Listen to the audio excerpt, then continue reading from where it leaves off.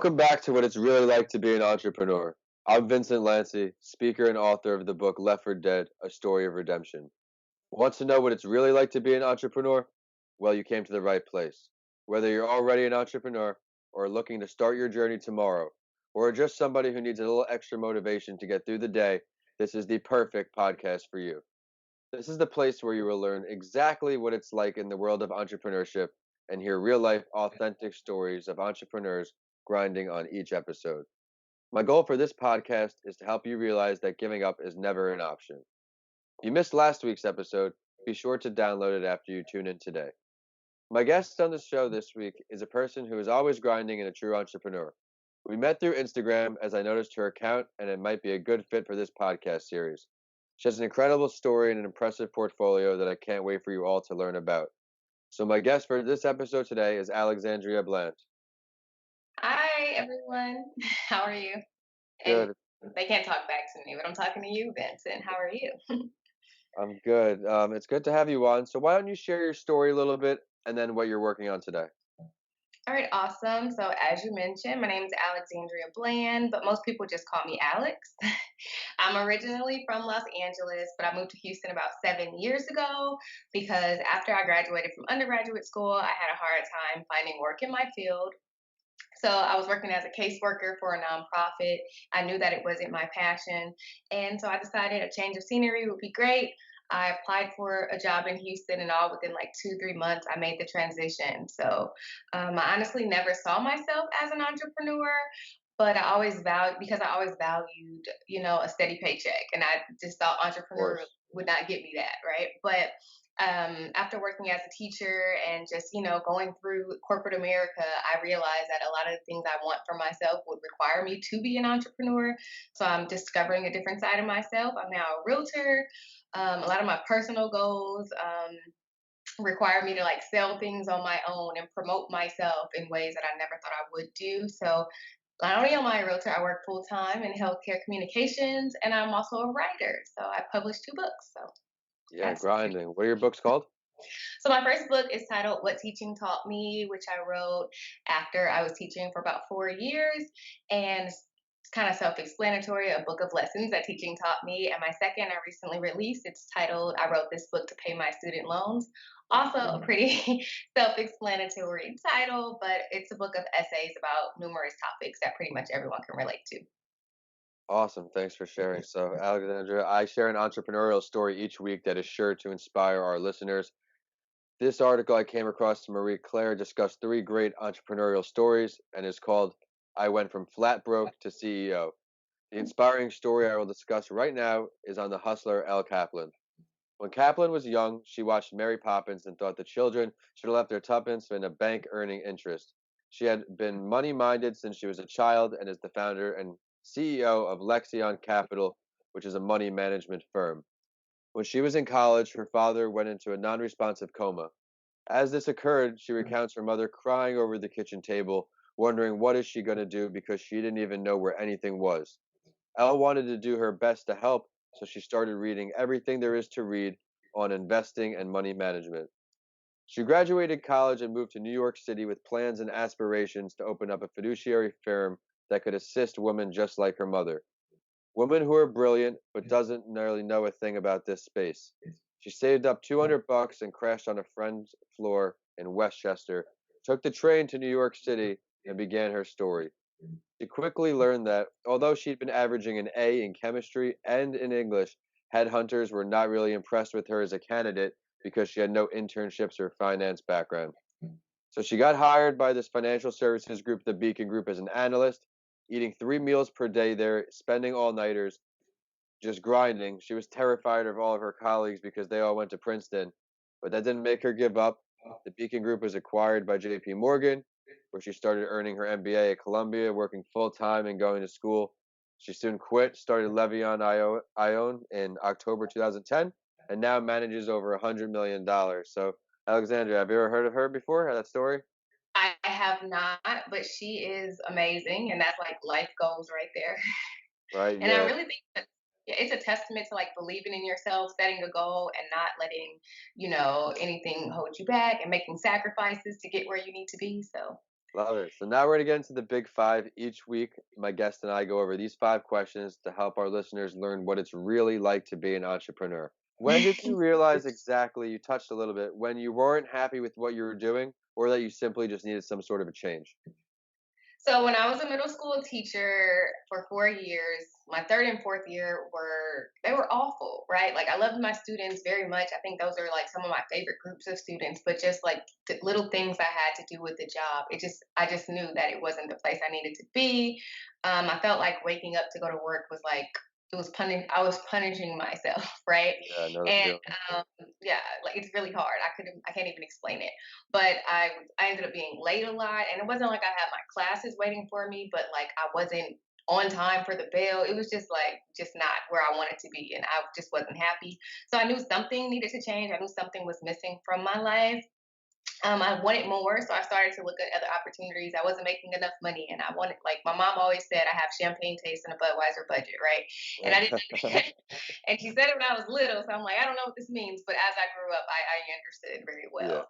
Yeah. So I decided to go to real estate school while I was still teaching, and so I was doing that, and at the same time, I was like writing down like little lessons I was learning and things I wanted to change about the education system because I felt like I was just teaching to the test, right? And so as I was writing, I thought it was just going to be a blog post on my blog, Yeah. but this blog post was so much longer than a traditional post, and I'm like, this can't go on what Alex writes. Like, it needs to be more. I want more people to see it. So little did I know I was writing a book. Like, I was really just in Google Docs, and it just kept getting longer Amazing. and longer. And Amazing. so I didn't do the blog post. I figured out how to format a book, self-publish the book, and that's pretty much how the change started happening. I had no clue what I was doing. I figured out how to format it, like I said. I did the book cover on Canva, and then I eventually passed my test to be a realtor. So I did all that and basically created the change I needed within that last year of teaching. That's really inspiring. I actually, as well, I did some teaching. I'm licensed in real estate as well here in Hillsborough County in Tampa. Hey, And twin. yeah, I understand there's a lot of difficulties with teaching and a lot of flaws in the system that they have built, but that's another topic for another day. Right. That's a whole Yeah, nother podcast. yeah. All right, so there's a lot of difficult parts of being an entrepreneur, Alex. What are one or two of the most difficult parts that you can give to our listeners? I'll touch on two. I think the number one thing about being an entrepreneur is that you eat what you kill mentality, right? Like it was difficult for me because as I mentioned earlier, like I like a steady paycheck. Like I like to be like I don't like to have security, right? And so if you don't work, you don't eat. And sometimes even if you do work super hard, a payday is not guaranteed in entrepreneur, like as an That's entrepreneur. the truth. And Yeah. that was the hardest thing. Like, so I was working with a real estate client, and I showed this man literally like 12 houses. I'm like, okay, we're gonna find it. But every time, like, he kept moving the goalposts. He didn't want that. He wanted to lowball, and it was just like, I'm working this hard, and I know I'm not gonna close this deal. So yeah, so that was the hardest thing for me to really like grasp. Like, wow, no matter how hard I work, payday is not always guaranteed. But on the other hand, like your income doesn't necessarily have a cap when you're an entrepreneur. So I Yep. love that aspect.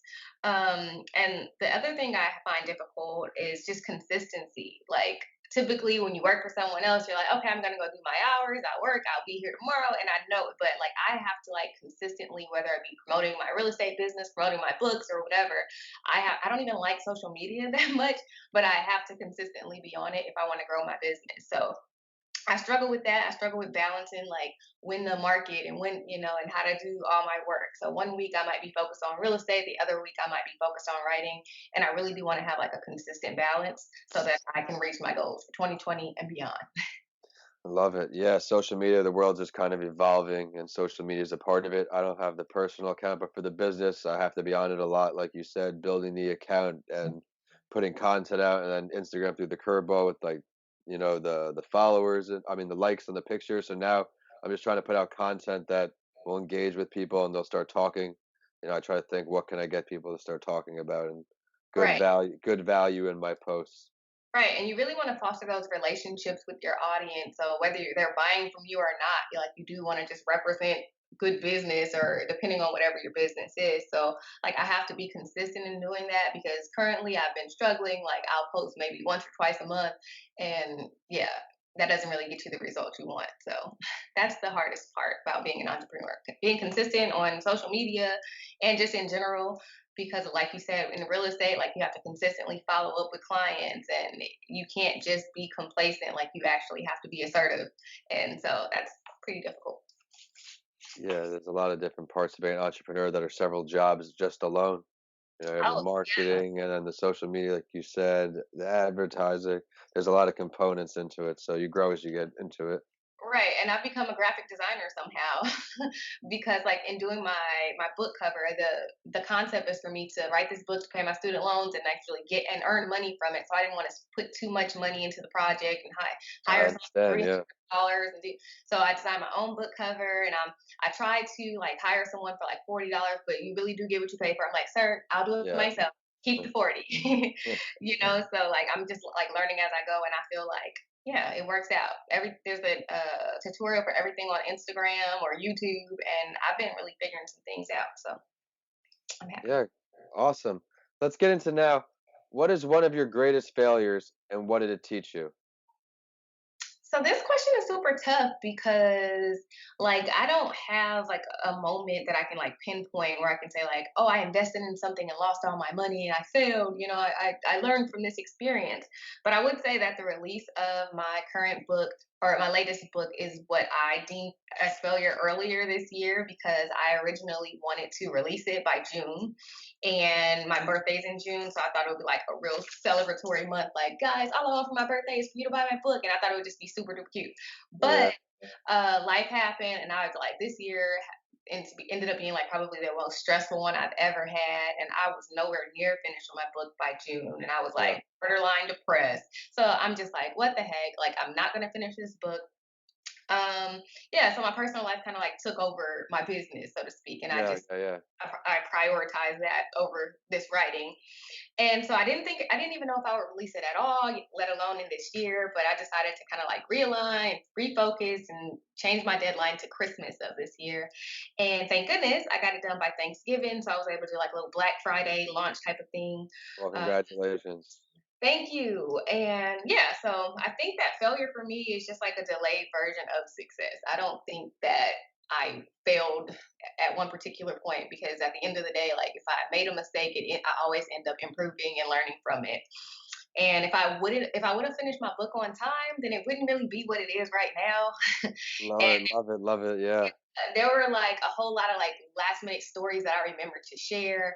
So, prime example, one of my friends he read my book already, and I share a story about how my crush in like I was like in elementary school at camp, and how he body slammed me, and What? it's a long story. But I share like basically how I played myself because I was trying to flirt with him by pouring a drop of lemonade in his hair. It was just not cute. It was just all bad. I didn't know what I was doing. But like just how funny, and he really resonated. That story resonated with him, and had I not, written it at the last minute, he would have never read it, and blah blah. So yeah, like I feel like I'm failing when I put stuff that I can't control above what I'm working on. So I just kind Easier of easier said than done though, you're right.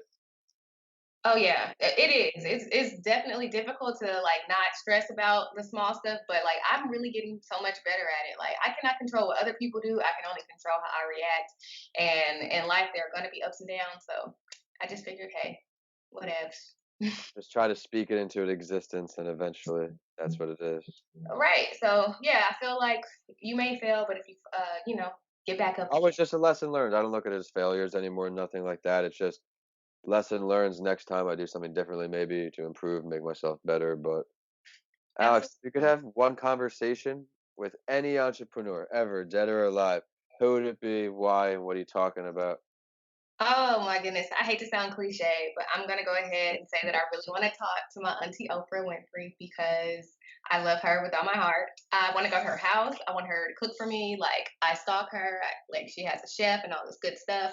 I want to have dinner and I want her to sew into me because I really admire how she's made herself a brand and helped so many others in the process, right? And she has like an entire television network. She's written books. She has a magazine and she provides opportunities for so many people who look like us, and she's not, I don't know, I can't even just explain how much I love her, right? But her Yeah. book club, and I really think she's mastered the art of doing what she loves to do and living without limits. So that's why I want to talk to Great her. way to put it. I actually did my entrepreneurial story like we did in the beginning today on Oprah, I believe my first or second episode, just because of how powerful she started at a local black radio station. She started moving up the ranks, getting noticed, and one thing leads to another. She's Oprah, Oprah Network, Oprah.com, everything. Right? She is So inspiring, everything. sir. So inspiring.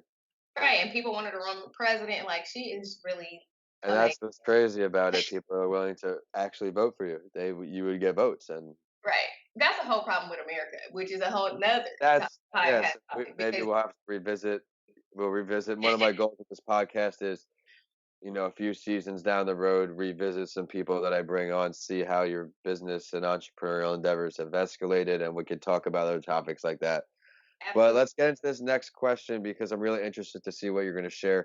Where do you see yourself in your entrepreneurial endeavors in the future, 1 and 5 years from now? Let's start in a year from today, next December. Where do you see yourself? All right, next December, I plan to be out of student loan debt. That's number one. I'm able to, raise my 20K to get out of student loan debt because I've done a lot of spending and paying $1,000 a month and really trying to get out of student loan debt. I can't do that anymore. I need help, y'all. I hope my book, I hope it impacts hundreds, if not thousands, of people and inspires them to not only take their debt into their own hands, but their lives into their own hands and just do things that will make them and their families proud. And when my student loan debt is gone, I'll be able to pursue a career as a full time writer. So, yeah, I just need my monthly expenses to decrease so that I can really take that risk and make that career change. So, that's my 1 year plan. Now let's look big. 5. 5 years from now, whoa. Okay, so I will have for sure release several more writing projects, not just book versions, maybe a young adult book, definitely some scripts. I'd like to be known primarily as a writer, but I can definitely see my podcast, What Alex Says, being something that provides income for me as well. I do love talking to people. I also, this is like my for real goal, like side project type of thing. I want to get my nonprofit organization off the ground. It's called the Basis Loaded Foundation, and what the goal is to help high school juniors and seniors adapt to adulthood and get ready for life after high school. So that's pretty That's much what I awesome. want to do in 5 years. And right now I've been playing it safe, but I want to also like take more risk in 5 years and put myself in a position to really, level up. Well, I really love the ambition, and I can't wait to see what you accomplish next. Have you looked into Upwork? Have you ever heard of Upwork.com? Yes, and Fiverr. I think Fiverr is a little better than Upwork too. I'm not sure. I used Upwork for my book editor. Not the editor, the formatter for to fit the specs for Upwork and Ingram Spark and Amazon. Yeah, I was saying if you want to use your writing endeavors on there, list yourself as some freelance work. From what I understand, they do pretty well on there. Yeah, I've noticed that. But one thing I have noticed about myself is I am much more passionate about doing what I want to do as opposed to doing what others hire Well me to said. do. That's what the entrepreneurial spirit really is all about. So thank you so much, Alex. I know our listeners are definitely going to see the value in your story today. I really enjoyed how you shared those difficult parts, the detail you gave everybody. I appreciate that. And it's time for the last word, though, Alex. Is there something that you would like to share with our listeners that you didn't get to touch on today? I really just want to thank you for the opportunity and thank the listeners for tuning in. Oh, for And one sure. thing I really want to share is just like whoever is listening, I want you to believe in yourself and be bold because we really only live once and there's no telling like when our life will end. I keep seeing like people I went to high school with dying. I'm like, how? You know what I mean? So I Yeah. just really want us to be bold and live our lives to the best of our abilities. So that's pretty much all I want to leave. Connect with me. Check out my blog, What Alex Yeah, I Writes. was just gonna say, let's share your social media website or other ways, your blog. How can the people listening in follow you? All right, so I have a blog, whatalexwrites.com. Again, I designed it all by myself. So I really do want you to check it out and tell me what you think because I was a fake web designer. I was going to hire someone, but it just didn't happen. My Instagram is what Alex sees and my I have so many what Alex. My podcast is titled What Alex Says, and I'm also on Twitter at what Alex writes, but I don't tweet that much, but I would still love to connect and be your internet friend. Yes, so at what Alex, and then it makes sense after that, whatever network it is. Thank you, Alex. That's awesome. Okay, guys, thank you for listening in today. Follow the show on your favorite morning podcast on Instagram and on Twitter at Podcast by Lanci. Of course, my handles are at Vincent Lanci on all social media and YouTube, and my website is vincentalanci.com. Make sure you grab my book, Left for Dead, A Story of Redemption, on Amazon now. DM me or email me, let me know what you think. And if you enjoyed today's episode, please continue listening and rate What It's Really Like to Be an Entrepreneur 5 stars. I work really hard to find value delivering stories for you on each episode. And as always, I will follow the last word with a quote that inspired me, so I know it will for you too. Happiness is a butterfly, which when it's pursued is always just beyond your grasp, but which, if you will sit down quietly, may light upon you. If you missed last week's episode, be sure to download it after you finish tuning in today. And thanks for listening. I'll see you on the next episode of What It's Really Like to Be an Entrepreneur.